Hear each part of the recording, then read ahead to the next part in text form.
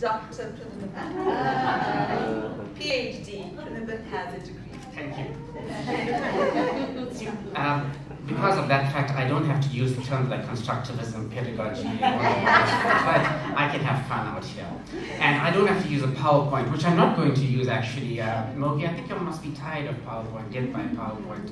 So I'm going to try to use another technology, Google Docs. I was going to use OneNote, but they killed my surprise.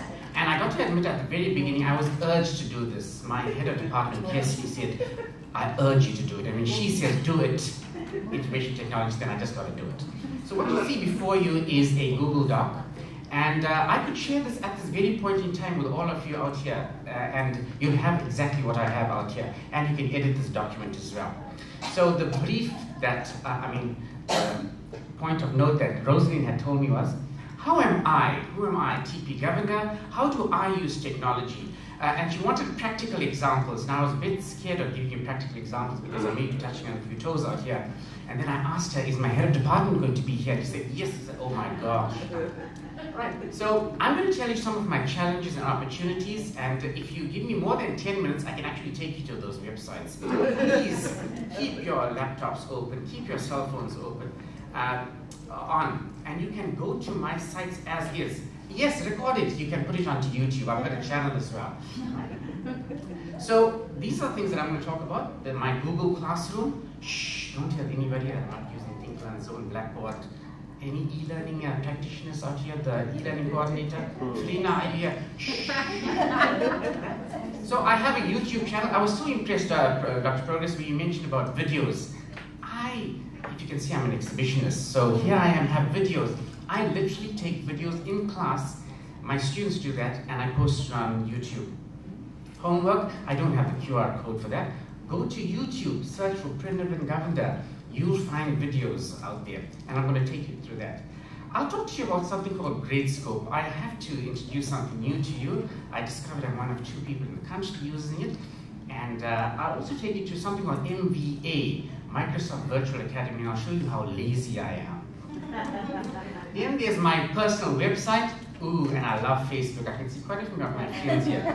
Facebook friend, Mogi, Facebook friend, Upasana Frina. Sorry, Kirsty, I have to take you out. No students were giving me info for the head of department. Right? And then I'll talk about Twitter. And my latest is WhatsApp with my students, right? So this is my Google Classroom.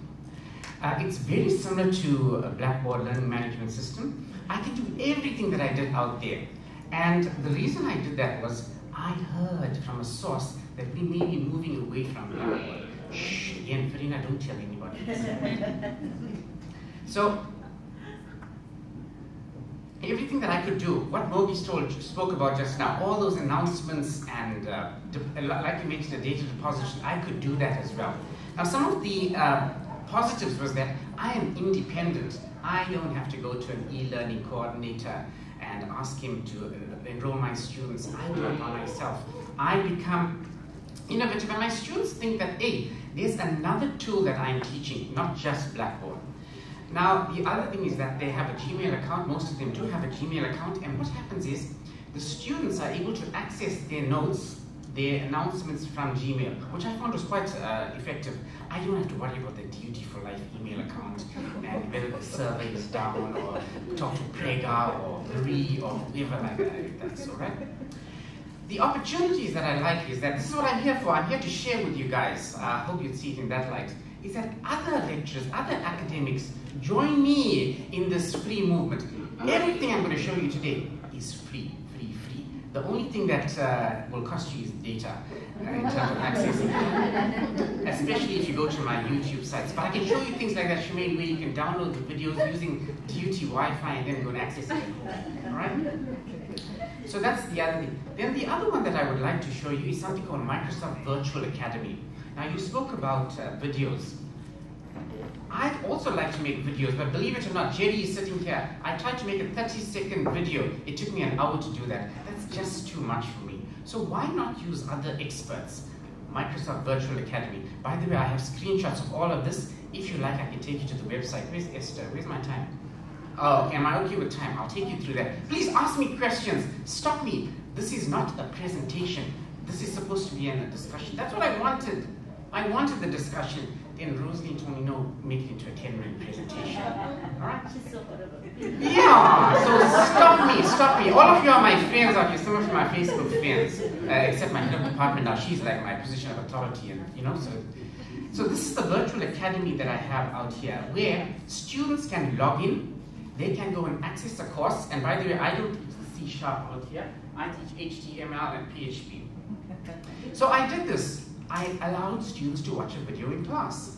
And I had to assess them. So this was one of the downfalls that I had, where no marks, no certification, so I forced them into an assessment. TLA, I had 5 assessments last semester, and boy oh boy did the computer systems, why did you do so much? So a way around it, I only gave them 5% for the video. But it made my life easy. And I'm the first one to admit, I don't work hard. Thank you, you said it, I did. I tried to work smart, right? So a student will go to the Microsoft Virtual Academy, they'll watch your video, they'll be assessed on it, and at the end of it all, they'll actually get a certification for that. It was what Evie was talking about, the Cisco certification, so I did it quietly too. I didn't want to mention anything in the staff meeting, I said, no, I'm coming here, so that's why I said I always do that. The other thing that I would do is, I use is my website. I have a website, believe it or not. Use your phones, use your laptops. www.plinoven.ga. Right? Now, if you go to my website, I have all my lessons up there. Can you see my head of department is going to check up on me? Please, go. I'll take you to that if you like. I'll take you to that. Right? I'll take you to that. Would you like that? Yes. Would you like that? Okay, let's do that. Then you got to give me 2 more minutes, Esther. Okay, so I'm going to take you to that.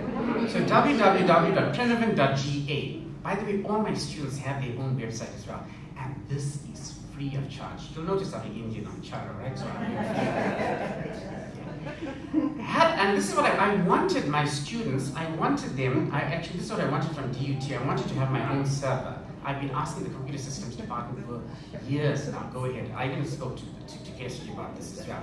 And the lovely thing about having this website is, I have all my lectures. I started dating it. Right? Dating it. There we go.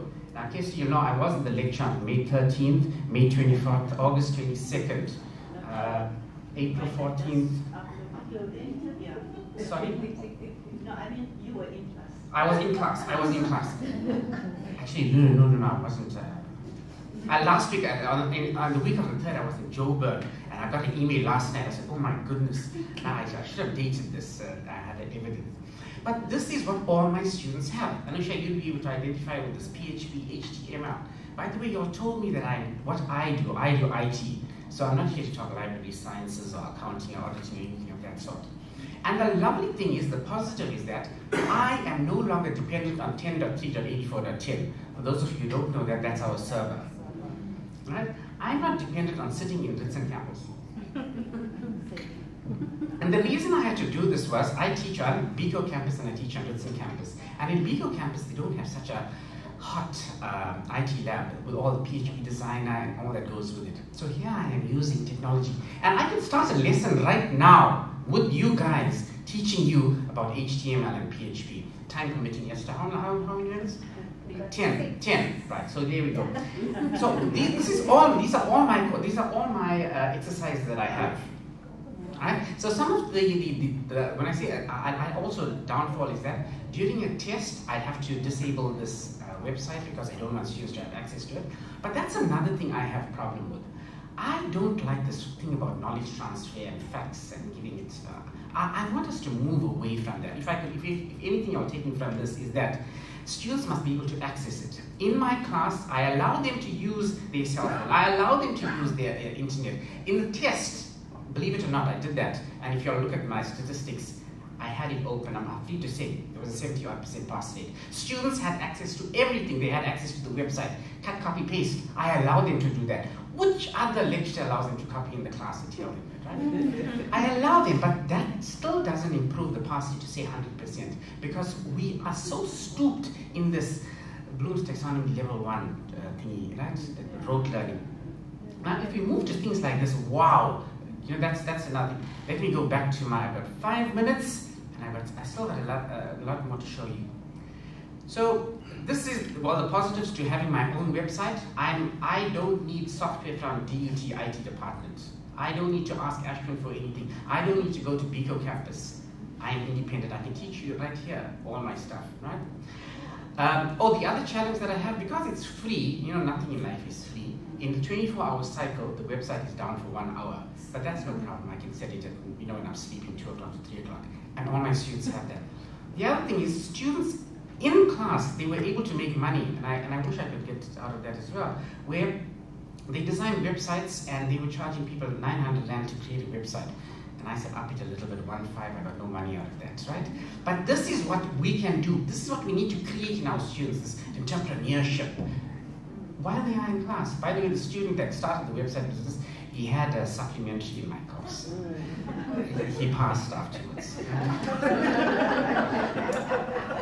Now, Doc mentioned things about iCloud, Dropbox. I use that in class, and I have examples of that. So here's my program in 3. I could take you to that as well if you have time. If I have time, I use that in class. I don't like students taking notes. I use the camera. I like that as well because every photograph that they take, I'm in it, right? So, Dropbox. Now, again, there's downfalls to that as well. If you allow students to be editors to your Dropbox and they don't like you or whatever, they delete it and everything's it's gone, right? So I learned, you learn tricks of the trade where you create an alias Dropbox or another one or iCloud or whatever. But I do that. I don't like people taking notes in class. I just don't. Because again, I told you I'm an attention seeker. I want all eyes focused on me. And that's what we should be adopting.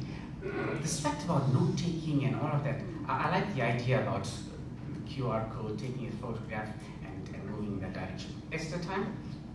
3 minutes. Okay, then I'll spend a little time on the other one. So the opportunities that we have is increased collaboration. I like that word, Mogi, you mentioned, collaboration. That's what we need to engage with students. This fact that we are no longer individual students. The theory tells you that as well. Software development doesn't take place one person. It's 2, 3. I enjoy that. 4, 5. That's what we should be dealing with. Dropbox allows you to have this collaboration of students. There's no hard copies of notes. There's integration, and I'd like that if other lecturers could join me in that. So we have sharing of information. My HOD always talks about integrating other projects, other students. But then you discover, you know what, you're the only one. Like I started WhatsApp. The student says, a WhatsApp group, I'd say, you're the only one doing it, and then I got other queries. They started posting about accounting, auditing, tax, and if it's not IT related, then I delete them from the group. Right? So that's what we need to get, and that's part of my aim in this is that I'm sharing this with you so that together everyone achieves more. Thank you. There, I said for the answer. Teamwork, that's what we have, right? Now, 2 minutes, great. Homework, go to YouTube. One of the downfalls that I have is I only have like 100 likes or 200 likes. People like Beyonce, they get in the thousands. I don't think we are going wrong out there, And I try my utmost. I try to make it funny, the videos, I C++, I talk about HTML, I talk about carbon tax emissions, and all that goes with it, but still I don't get the likes that I have. A couple of years ago I did a whole presentation with you guys about videos and how that. From there I have about 86 videos online. One of my videos are short and it's not too long, but please go ahead and view that. The downfall to this is that when I put myself on the web, put myself on YouTube, my head of department can check it out. And she can say, oh, why is this guy putting a video like this? I'm opening myself to criticism. But who cares? You reach a point in your life when you're turning close to the 50 mark, you can do what you like. So that's the YouTube videos that I have. So I'd like to increase my number of subscribers. I have about 70 right now. After today, maybe I'll get another 10 or so. Thank you. I know you're my Facebook friend, but join me up for that. So one of the issue of privacy, Then you get people, oh, why did you make a video like this? Why did you do this? Then come, you go ahead and you do it, But my students love it. I told you I took this from Microsoft Virtual Academy. They watch other people, other experts doing it. But when they see me doing it, oh, that's fun, right? And I'm here for posterity. God forbid something happens to me, y'all can go and watch my videos. Thank you. The other thing that I use is Twitter. You can see this is our Twitter page. We have, I know that's Prof. Bawa out there, but our new VC, thank God he's not here. I don't think he'll understand on the photograph. I'll try. So I use this to keep in communication with my students. That's another thing that students like. You know, we talk about student-centeredness. Students want this personal touch. We talk about having huge classrooms. Students want that personal touch. I want that personal touch. I want to be able to, you know how loved I feel when there's a student protest and then my head of department phones me up and says, post this on Facebook, post this on thingy. I get like 3-4 emails, a couple of phone calls, a couple of WhatsApp messages come out. I feel so needed and acknowledged, you know? So there we go. That's it. Right? I use Facebook to do that. Thank you. 1 minute, right? There we go. That's our Facebook page where we are able to communicate with. I've got 4,000 odd students out there, and I've got a good couple of 100,000 students. Some of the positives to this is our student, they're asked to go to, two students went overseas. I posted a message within hours. I got a student, the criteria was black, he had to have a passport and had to be female. I got that in a couple of hours from Facebook. See, Kirsty's knowledge, she knows what I'm talking about. That. Marketing in our department, I use social media to do that. The other thing that I used was Grade Scope. It's similar to Turnitin, but it's free. Again, all mentioned about being independent, that's what I do with Grade Scope. The other thing that I'd like to mention, and the last thing is, which Rosalie asked me, what am I doing out here to, you know, for the next chapter of next semester?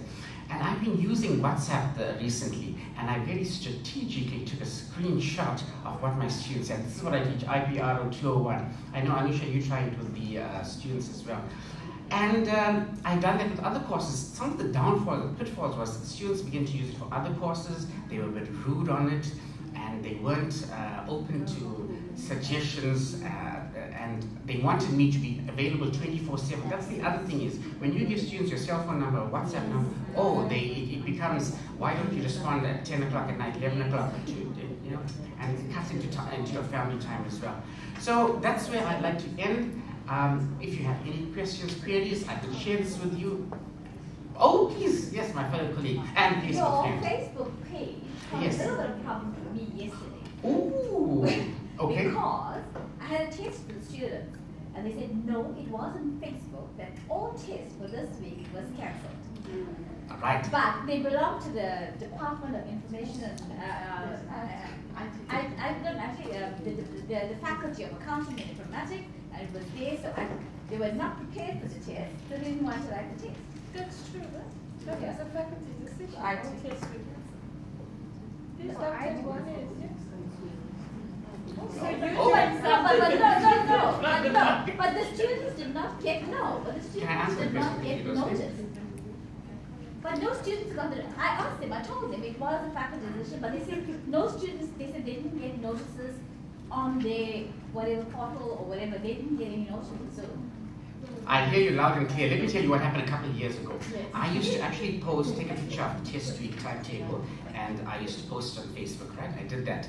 And then the venue changed, and I got called up to my head of department's office because I had a screenshot that the students had printed that and taken it along to. You remember this incident yesterday? Well, so many times I went to your office, so you don't know which one it is. But anyway, the issue was accountability.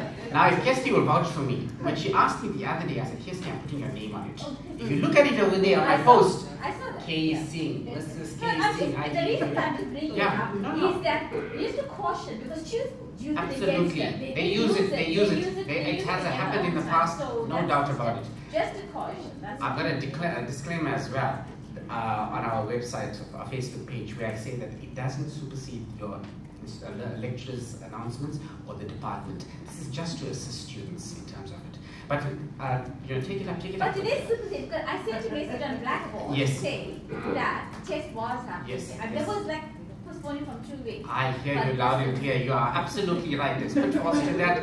Accountability is #1 issue. You never know how I trouble it. Yes, if she tells you posted Are you sure? Is it for part-time? Is it for BTech? This is what it is. Because I am responsible. I had like about 3 or 4 people on the Facebook page, and as administrators, I had to take them out because they were posting things that it was coming back to me. So, oh, by the way, it's not part of my workload as well. Maybe that's another thing we need to ensure. You know, Facebook. After hours, data as well to Mogi. Thank you for that question. Any other questions about, because I know this thing, my Facebook friends are here. Yes, no. No questions. Comments? No. Don't get you angry about the blackboard thingy I said. I enjoyed your presentation. Ah, thank you very much.